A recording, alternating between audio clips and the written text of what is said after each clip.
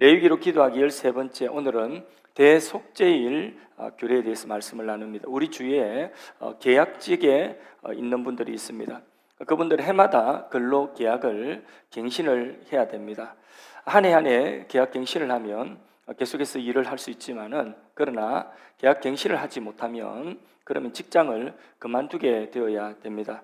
이처럼 이스라엘의 지위도, 하나님의 백성으로서의 그 지위도 어쩌면 매년 갱신해야 되는 그런 위치에 있을 수도 있었습니다. 왜냐하면 레위기 16장에 지금 대속죄일 규례를 말씀하고 있는데, 하나님의 백성의 자격의 재갱신일이다. 어째 보면 하나님이 한 해도 함께 하시고 이스라엘 공동체 가운데 떠나지 아니하셔서 저들의 하나님 되고 저들은 하나님 백성이 되어지는 그 관계가 다시 재갱신되어지고 관계가 유지되어지는 그 중요한 날이 뭐냐면 바로 레위기 16장에 있는 대속죄일입니다.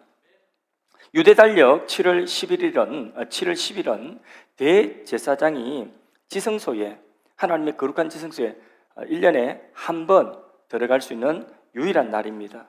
이때 제사장이 그 지성소에 들어가서 제사를 드리는데, 먼저 자기의 죄를 속죄하는 제사를 드리고, 그리고 이스라엘 공동체 전체의 죄를 속죄하는 제사를 드리고, 그리고 이스라엘 백성들이 성막에서 1년 내내 제사를 드리는데, 그 성막에 죄인들이 늘 와서 밟고 그 죄인들이 출입하기 때문에 인간 죄인들이 출입하는 그 성막도, 그 성소도 속죄를 받아야 돼요. 그것도 깨끗함을 받아야 돼요. 그래서 그 성소도 속죄함을 받도록 하는, 그래서 이 제사가, 대제사장이 지성소에 들어가서 이 제사가 성공하면, 그러면 다시 하나님이 그 성막 가운데 함께 하시고 그 백성 가운데 함께 하시고, 그리고 또 하나님의 백성들은 하나님의 백성으로서 하나님의 보호를 받고 살아갈 수가 있는 것입니다.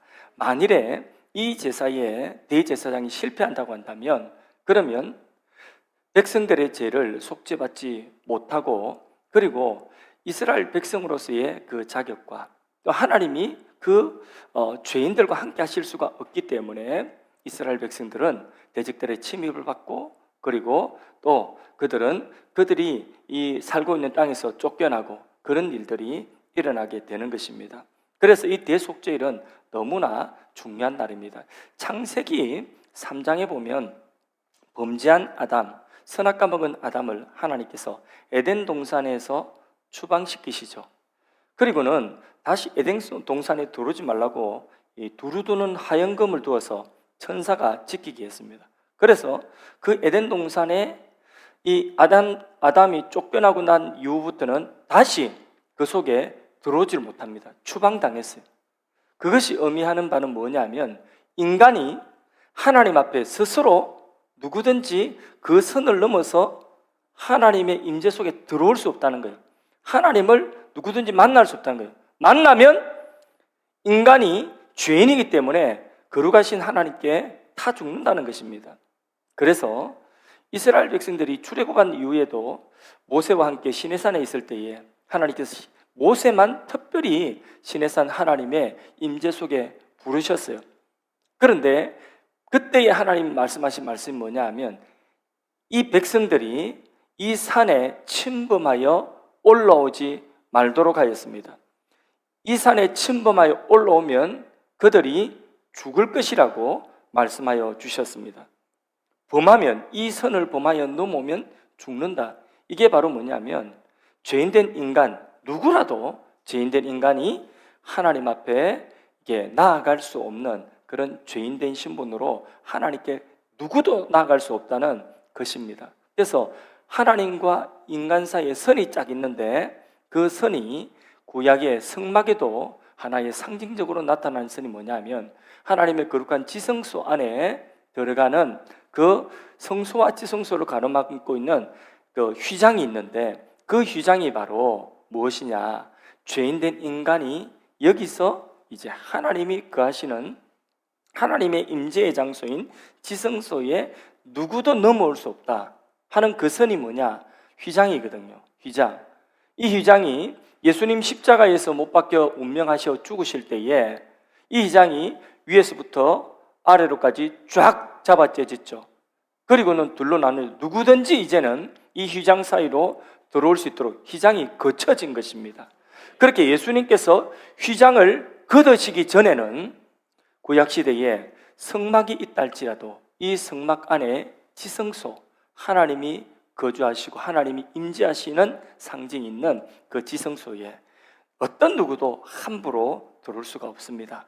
딱 한 번 1년에 7월 10일 대속죄일에 대제사장이 송아지와 그리고 염소의 피를 가지고 자기의 죄와 백성의 죄를 그 안에 들어가서 속죄 받아야 되고 그리고 그것을 허락하여 주신 것입니다. 그래서 죄인이 하나님 앞에 들어와서 살 수 있는 그 길을 하나님께서 열어놓으셨는데 3절에 오늘 말씀 레위기 16장 3절에 보면 이런 말씀이 있습니다. 성소에 들어오려면 성소에 들어가는 길을 열어주셨는데 그게 바로 뭐냐? 오늘 대속죄일에 대제사장이 성소에 들어가는 그 길인 것입니다.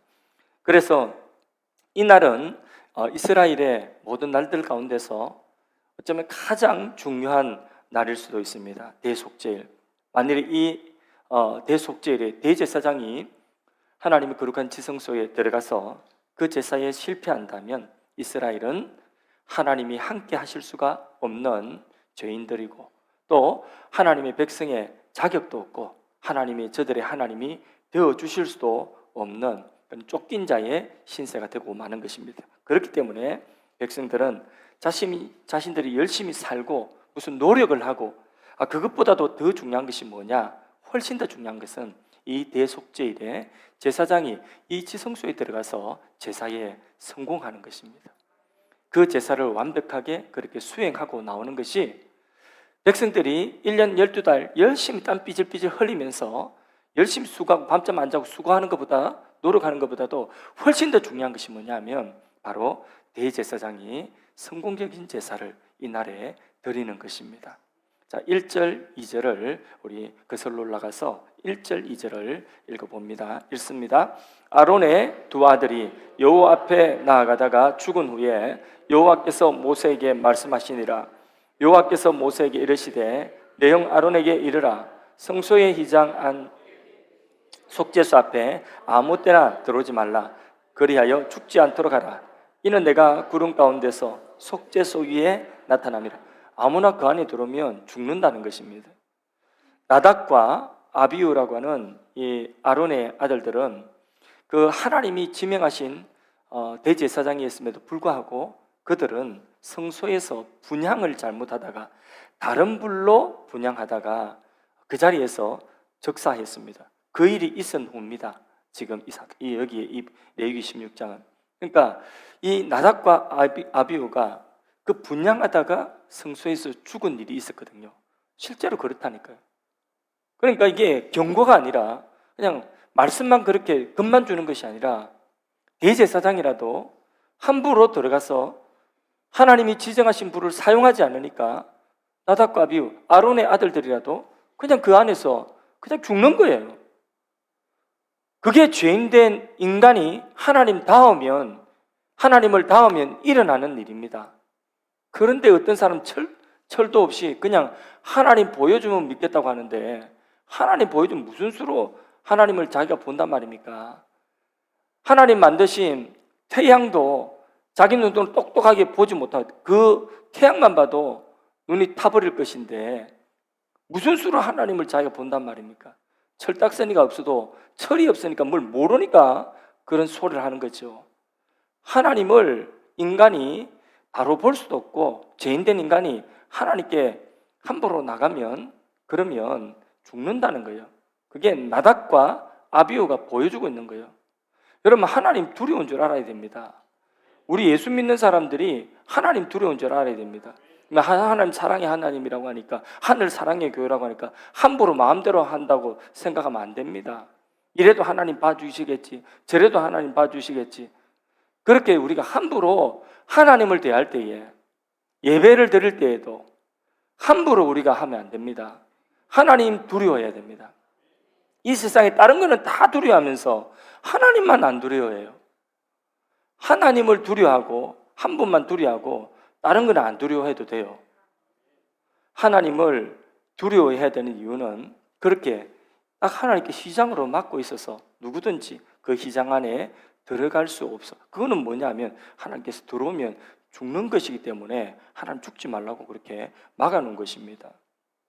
그렇게 나답과 아비후는 죽고 대제사장이 이제 들어가는 그 지성소, 그 지성소에 대제사장이 7월 10일 날 하나님이 그 속에 들어가서 제사를 드리라고 한 속죄일이기 때문에 하나님의 말씀이 있어서 말씀 따라 그 속에 들어가는 것입니다. 근데 그 지성소 안에 딱 들어가면 휘장을 열고 지성소 안에 딱 들어가면 이 좁은 공간에 깜깜합니다. 그런데 거기에 뭐가 있느냐? 하나님의 법궤가 거기 있습니다. 하나님의 법궤 안에 여러분 뭐 들었죠? 모세의 돌판, 모세가 받은 돌판이 들었죠. 그 속에 말씀이 들어 있습니다. 거기에 하나님이 임재하신다는 것입니다. 말씀과 함께 하나님이 임재하신다는 거죠. 그래서 이름을 법궤다 했습니다.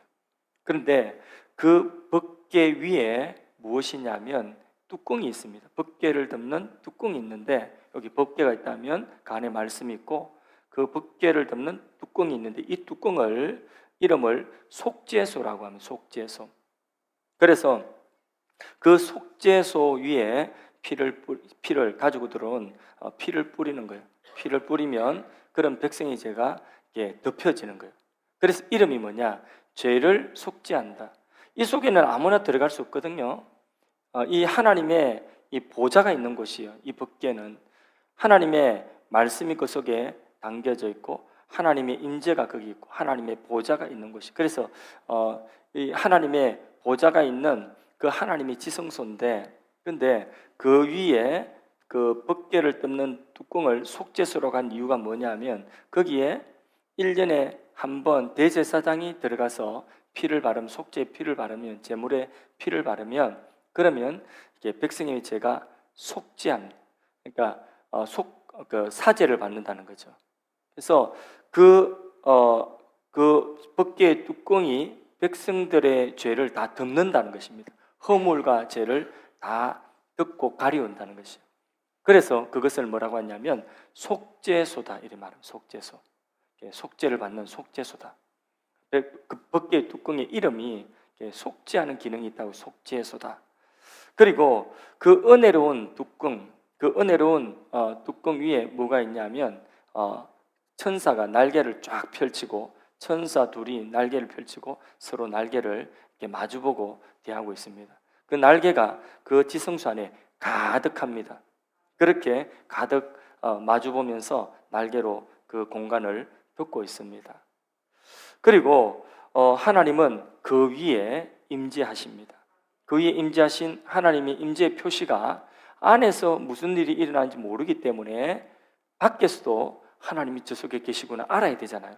그래서 하나님께서는 그 지성소 법궤가 있는 그 위에다가 그 성소 위에 무엇이 이제 오르냐면 구름이 있죠. 구름 기둥이 거기에 거기서부터 또 올라요.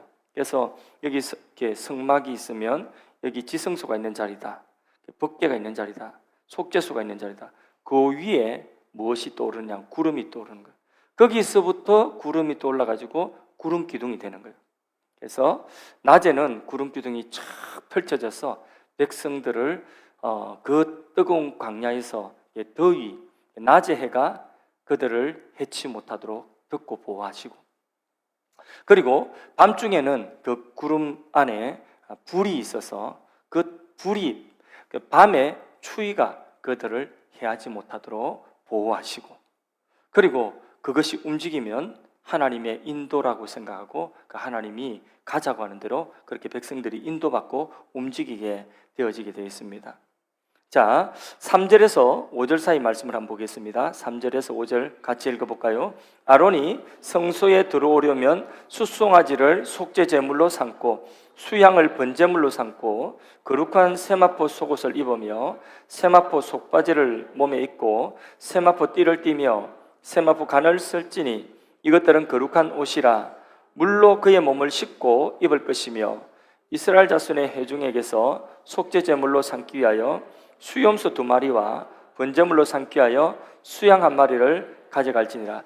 이 대제사장은 백성을 대표해서 지성소에 나아갈 때에 거룩한 세마포 옷으로 대제사장의 옷을 갖추어 입고 속죄 제물을 가지고 들어가야 됩니다. 그때 들어갈 때에 제단에서 번제단에서 불을 가지고 향을 피워서 가는데 그 향로의 향을 많이 피워가지고 지성소 안에 연기가 가득하도록 해서 그 안에 속죄소가 보이지 않도록 해야 됩니다. 속죄소가 보이지 않을 정도로 그렇게 향이 가득 피워져야 됩니다.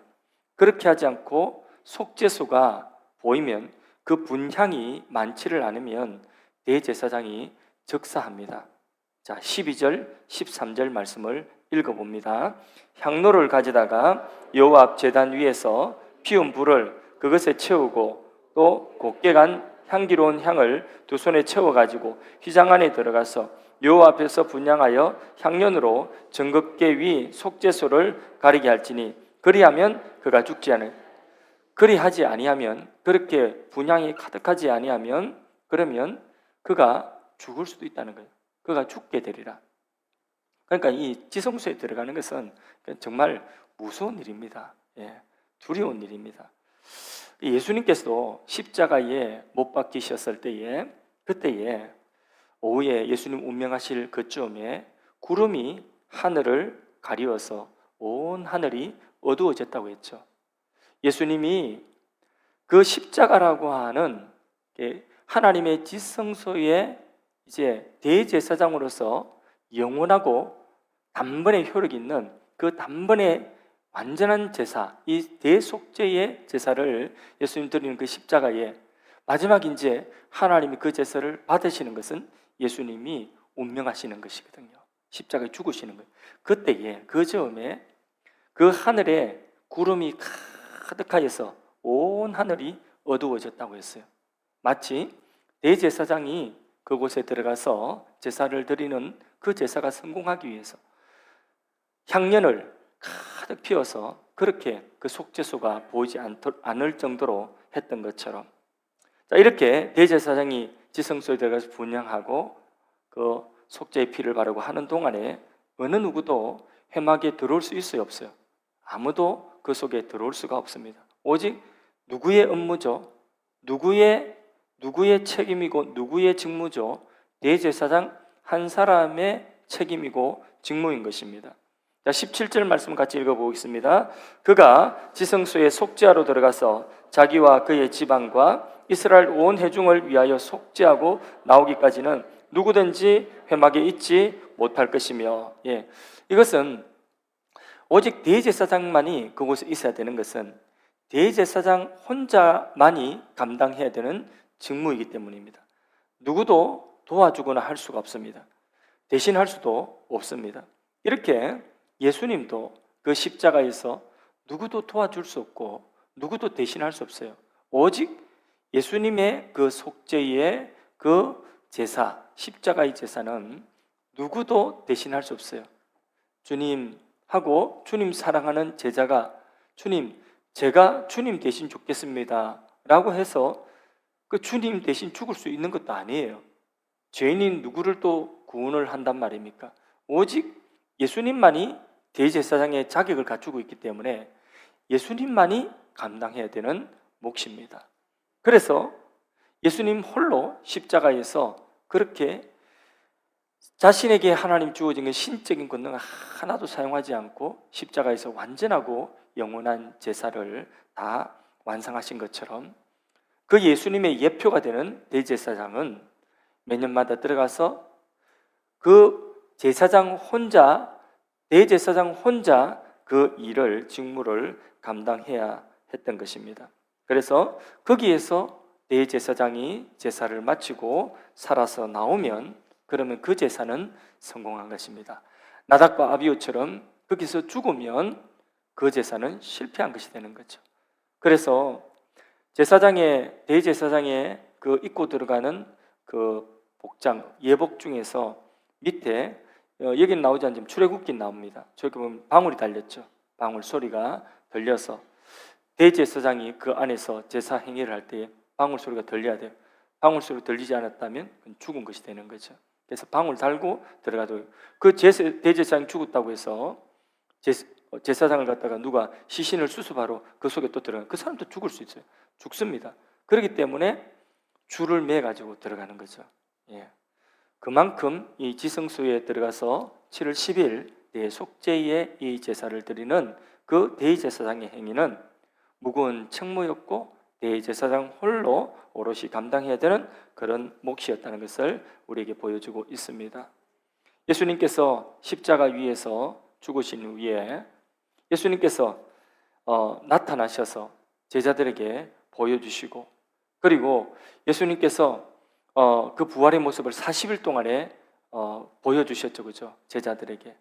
그게 무엇이냐면 예수님이 십자가에서 죽으시고 완전하고 영원한 제사를 다 완성하셨다, 다 성공적으로 이루셨다 하는 것은 예수님 죽으심으로 성공적으로 이루셨지만은 그것을 밖에 있는 사람들에게, 그것을 지켜보는 사람들에게 예수님의 부활의 그 모습, 십자가에 죽으시고 무덤에 3일 만에 나오셔서 사람들에게 보이신 그 모습은 예수님의 그 십자가의 제사가 성공적으로 드려졌다, 하나님이 받으시는 영원한 제사요, 그리고 단번에 드리는 그 제사가 하나님이 받으시는 그런 성공적인 그런 제사의 제사였다 하는 것을 증명하는 것이 뭐냐? 사람들이 나타내 보여주시는 것이 예수님의 부활하신 것입니다. 제사장이 그 지성소의 제사를 마치고 살아서 나왔을 때에 백성들은 하나님께 감사하고 감격했던 것처럼 예수님께서 십자가 죽으시고 3일 만에 무덤에서 나오셔서 사람들에게 그 부활의 모습을 보이신 것은 봐라, 예수님의 십자가의 그 제사가 하나님 받으시는 영원한 효력이 있는 성공적인 제사였다 하는 것을 나타내 보여주시는 하나의 또 증거인 것입니다. 바로 예수님 십자가 죽으시고 바로 천국 가실 수도 있죠. 그런데 굳이 부활의 모습으로 나타내 보여주신 이유가 또 거기에 있는 것입니다. 그런데 이 대속죄일에 중요한 또 절차가 또 있습니다. 그게 6절에서 10절 사이의 내용인데 잠깐 보겠습니다. 읽습니다. 아론은 자기를 위한 속죄제의 수송아지를 드리되 자기와 집안을 위하여 속죄하고 또 그 두 염소를 가지고 회막문 여호와 앞에 두고 두 염소를 위하여 제비 뽑되 한 제비는 여호와를 위하고 한 제비는 아사셀을 위하여 할지며 아론은 여호와를 위하여 제비 뽑은 염소를 속죄제로 드리고 아사셀을 위하여 제비 뽑은 염소는 산채로 여호와 앞에 두었다가 그것으로 속죄하고 아사셀을 위하여 광야로 보낼지니라. 이스라엘 백성 전체를 위하여서 대제사장이 염소 2마리를 준비하게 했습니다. 염소 2마리 중 하나는 여호와를 위한 것, 또 하나는 아사셀을 위한 것이라고 합니다. 이때 아사셀이란 말은 히브리어인데 내어 보낸다 그런 뜻입니다. 두 염소 중에서 한 염소는 백성들의 죄를 대신하여서 피 흘려 제물이 되어 죽습니다. 그래서 이 염소는 속죄의 제물에 속죄의 제물이 되어서 그 피를 가지고 지성소 들어가 백성의 죄를 속죄하는 것이고, 또 하나의 염소는 살려둡니다. 이 한 염소는 죽이지 아니하고 산채로 안수하고 그리고 아사셀 염소에게 그 안수해서 광야로 산채로 보내어집니다. 이것은 백성들의 죄를 짊어지고 광야로 가서 그리고 저 보이지 않고 정말 멀리 먼 광야로 그렇게 떠나보내가지고 다시 그 죄가 돌아오지 않고 그 죄가 멀리 동에서 서에서 먼 것처럼 그 죄를 가지고 저 광야로 가서 이 죄가 우리에게서 이제는 멀어졌다. 그런 이제 표시로 그 염소 한 마리는 살려서 광야 깊은 곳에, 사람이 없는 곳에 내어 보냅니다. 자, 21절, 22절 말씀 같이 읽어보겠습니다. 아론은 그의 두 손으로 살아있는 염소의 머리에 안수하여 이스라엘 자손의 모든 불의와 그 범한 모든 죄를 아뢰고 그 죄를 염소의 머리에 두어 미리 정한 사람에게 맡겨 광야로 보낼지니 염소가 그들의 모든 불의를 지고 접근하기 어려운 땅에 이르거든 그는 그 염소를 광야에 놓을지니라. 그럼 이 염소는 살겠습니까? 죽겠습니까? 죽죠. 죽어야 돼요. 죽어야지, 그래야지 속죄가 됩니다. 그 죄를 가지고 와서 다시 돌아오지를 않아야지 됩니다. 죄를 지고 갔다가 다시 죄를 지고 돌아오면 죄가 백성들 안에 돌아오면 안 되잖아요. 그러니까 죄를 지고 가는 이 염소는 저 사람이 이제는 접근할 수 없는 곳, 그래서 이 염소가 스스로 살 수 없는 곳, 그곳에 가가지고 죽어요. 그래서 대체로 이 염소를 벼랑에 가서 밀을 떨어서 그렇게 죽였다고 합니다. 이렇게 그 염소가 다시 그 광야에서 죽어서 돌아오지 말아요. 이 죄를 지고 그 백성들의 죄를 짊어지고 가는 그 염소가 이제 백성들에게서 멀리 떨어져서 죄가 이제는 이 염소에게 지어져서 다 죄를 가지고 갔다, 그런 뜻입니다. 그래서 혼자 광야에서 죽어야 돼요. 불쌍한 염소죠. 근데 예수님께서 세례요한에게 세례를 받으시기 위해서 요단강에 가셨을 때에, 그때에 세례요한이 많은 사람들이 주목하여 보는 데서 예수님이 자신에게 세례받기 위하여 나오실 때에, 그때에 세례요한이 예수님을 향하여 뭐라고 이야기했습니까? 보라, 세상 죄를 지고 가는 하나님의 어린 양이로다 말씀했죠. 예, 바로 그 세상 죄를 짊어지고 가는 하나님의 어린 양, 예, 그 세례받으러 나오시는 그 예수님, 바로 그분이, 예수님이 이 아사셀 염소인 것입니다. 그래서 구약 성경에 제물로 쓰이는 염소는 염소나 양이나 그것은 구별이 없습니다. 그래서 염소라고 해도 이건 양이에요. 아사셀 양이죠. 그래서 우리 죄를 짊어지시고 우리의 죄를 다 짊어지시고 이 세상에 홀로 오셔서 그 죄를 짊어지고 동이 쇠에서 먼 것 같이 우리 죄가를 멀리 옮겨놓으신 그 예수님의 모습이 바로 이 어린 양 아사셀 염소인 것입니다. 결국 이 대속죄의 일은 우리 예수님이 갈보리 십자가에서 죽는 날이셨습니다. 그 십자가는 우리의 십자가입니다. 우리가 받을 저주를 예수님이 받으신 것이고, 예수님 받으신 그 저주에 바로 우리가 동참하여서 우리가 저주를 함께 받은 것입니다. 예수님이 형벌 받으신 그 형벌에 우리가 동참하여서 우리가 형벌 받은 것입니다. 그것이 예수님의 십자가인 것입니다. 예수님 십자가에 죽으셨을 때에 죄는 이제 우리에게서 멀리 옮겨졌습니다. 동이 쇠에서 먼 것 같이 우리 죄를 다시는 하나님이 기억지도 아니하신다, 멀리 옮기셨다 했습니다. 그래서 우리가 태어날 때에 원죄를 가지고 태어난 우리는 모두가 우리가 살아있는 동안은 죄와 우리와 뗄래야 뗄 수가 없는 관계, 그래서 죄가 곧 내고 내가 곧 죄입니다. 그래서 죄와 내가 하나가 되어진 것, 그래서 이걸 어떻게 떼낼 수가 없어요. 그런 이제 죄인된 존재란, 그게 원죄를 가지고 태어난 인간의 실상인 것입니다. 그런데 이제 예수님께서 우리 죄가를 다 짊어지시고 하나님의 어린 양이 되셔서 십자가를 지심으로 우리 죄가가 이제 우리에게서 옮겨져 갔다는 것입니다. 그러니까 인간의 어떤 물리적인 것은 이걸 죄와 우리를 뗄래야 뗄 수 없는데, 근데 예수님이 이 일을 하셨다는 것입니다. 할렐루야. 예수님께서 우리 죄가를 다 짊어지시고 하나님의 어린 양이 되셔서 십자가에서 우리 죄를 짊어지시고 죽으셨어요. 죄값을 치르셨어요. 그래서 다시 우리 죄를 묻지 않는다, 우리 죄를 기억지 않는다, 동이 쇠에서 먼 것 같이 우리 죄가를 옮기셨다. 그것이 성경이 우리에게 말씀하는 것입니다. 우리의 죄가 진홍 같다 할지라도 주홍 같다 할지라도 양털같이, 눈과 같이 희게 되리라. 할렐루야. 이것이 예수님의 십자가의 제사의 효력인 것입니다. 예수님의 십자가의 그 대속죄 일에 예수님이 이루어 놓으신 그 대속죄의 효력인 줄로 믿습니다. 우리는 예수와 함께 십자가에 죽었습니다. 죄인된 우리는 십자가에 죽었습니다. 그리고 예수님 부활하실 때에 우리는 새롭게 태어났습니다. 예수를 믿는 우리는 어느 순간 새롭게 태어난 자가 되었습니다. 우리의 존재가 이 세상에 어머니에게서 태어날 때는 응애하고 엄매가 아니라 엄매는 그거는 사람이 아니지. 응애하고 태어날 때 그거는 응애하고 태어날 때 그때는 뭐냐? 원죄를 가지고 태어났죠. 원죄를. 그래서 죄와 내가 뗄래야 뗄 수 없는 관계가 되었지만은 그러나 어느 날 하나님이 내 인생에 찾아오셔서 은혜 주셔서 내가 예수를 믿고 예수님이 내 안에 사시고 예수가 죽으신 그 십자가가 나의 십자가 되었을 때에 그때에 내가 거듭난 거예요. 거듭날 그때는 나는 이제 새 사람이 된 것입니다.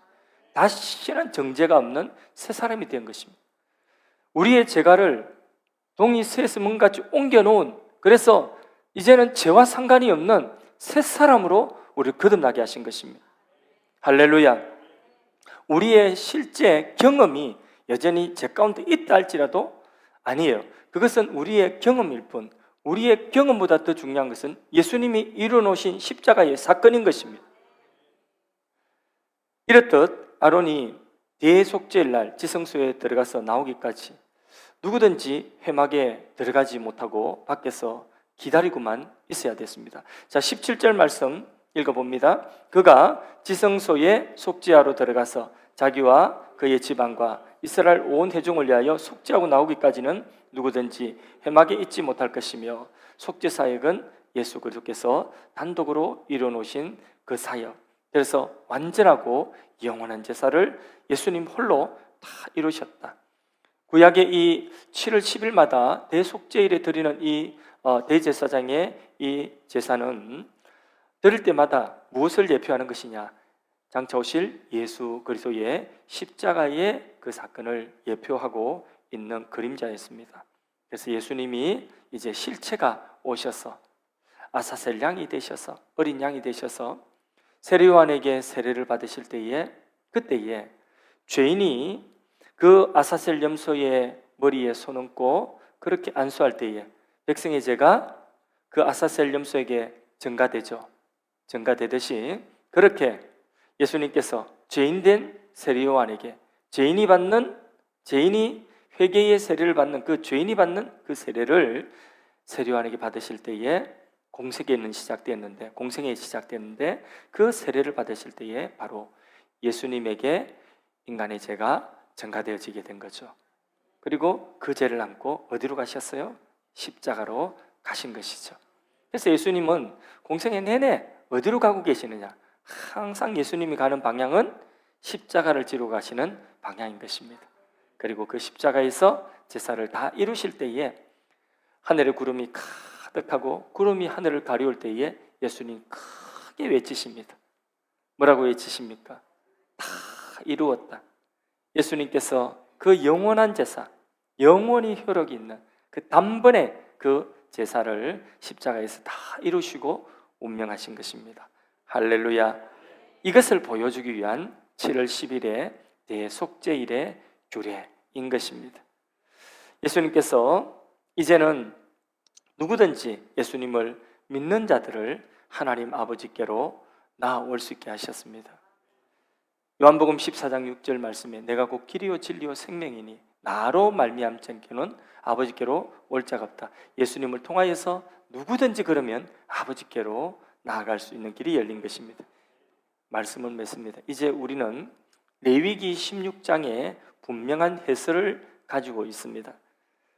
뭐 복잡한 것도 없고 그리고 어려운 것도 없고, 레위기 16장에 이 복잡한 대속죄일의 이 규례에 분명한 해설을 우리는 가지고 있습니다. 히브리서 4장 16절 말씀 같이 읽습니다. 이제는 우리가 긍휼하심을 따라 우리는 긍휼하심을 받고 때를 따라 돕는 은혜를 얻기 위하여 은혜의 보좌 앞에 담대히 나갈 것이니라. 아멘. 이것이 우리의 결론입니다. 때를 따라 돕는 은혜 얻기 위해서 이제는 휘장이 찢어졌으니까 이제 누구든지 언제든지 하나님의 은혜의 보좌 앞에 담대히 나갈 수가 있는 것입니다. 히브리서 10장 19절에서 22절까지 말씀도 읽고 이제 말씀을 마치도록 하겠습니다. 같이 읽습니다. 시작. 그러므로 형제들아 우리가 예수의 피를 힘입어 성소에 들어갈 담력을 얻었나니 그 길은 우리를 위하여 휘장 가운데로 열어놓으신 새로운 살 길이요 휘장은 곧 그의 육체니라. 또 하나님의 집 다스리는 큰 제사장이 계심에 우리가 마음의 뿌림을 받아 양심으로부터 벗어나고 참 마음과 온전한 믿음으로 하나님께 나아가자. 아멘. 예수님께서 대제사장이 되셔서 대속죄의 이 일들을 이루시고 우리에게 이제 선포하신 것이 뭐냐? 이제는 담대하게 하나님께 나아가자. 하나님께 자꾸 나아가야 됩니다. 이 길을 열어놓으셨는데 우리가 하나님께 나아가지 않는 거예요. 이 길을 열어놓으셨는데 우리가 기도를 안 하는 것입니다. 이 길을 열어놓으셨는데 우리가 예배를 안 드리는 것입니다. 이 길을 열어놓으셨는데 우리가 이 길로 나아가지 않는 것이 문제인 것입니다. 이 길을 열기 위해서 예수님께서 하늘에서 영광의 보좌를 다 두시고 이 땅에 태어내려 오셨는데 낮고 천한 우리의 연약한 육체를 입고 이 땅에 오시고 그리고 아사셀 염소가 되어서 우리의 죄를 짊어지고 광야로 가시고 우리의 죄를 짊어지시고 십자가에 가시고 십자가에 죽으시고 다 이루셨다. 이제는 은혜의 보좌 앞에 담대히 나아갈지니라.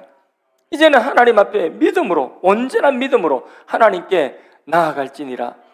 그런데 나가지를 않는 거예요. 하나님께 기도를 안 하는 것입니다. 하나님께 이 열어놓은 새롭고 산 길을 그 길을 향하여서 우리가 날마다 나아가서 하나님의 은혜의 보좌 앞에 때를 따라 돕는 은혜를 구해야 되는데 구하지를 않는 것입니다. 하나님께 나아가지를 않는 것입니다.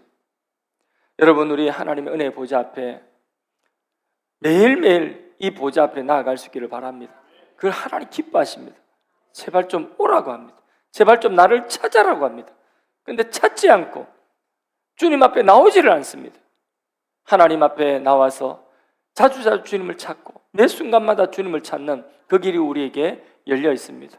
주여, 매일같이 주여 틈만 나면 이 길로 나가서 주의 은혜를 사모하는 마음으로 나가서 그 은혜를 받아 누리기를 원합니다. 하나님, 우리 교회가 은혜의 보좌 앞에 나아가는 그런 새롭고 산 길이 활짝 열려지고 하늘의 길이 활짝 열려지는 그런 교회가 되게 하시고 예배가 되게 하시고 기도회가 되게 하여 주옵소서. 우리 찬양 하나 하겠습니다. 주의 보좌에 나아갈 때에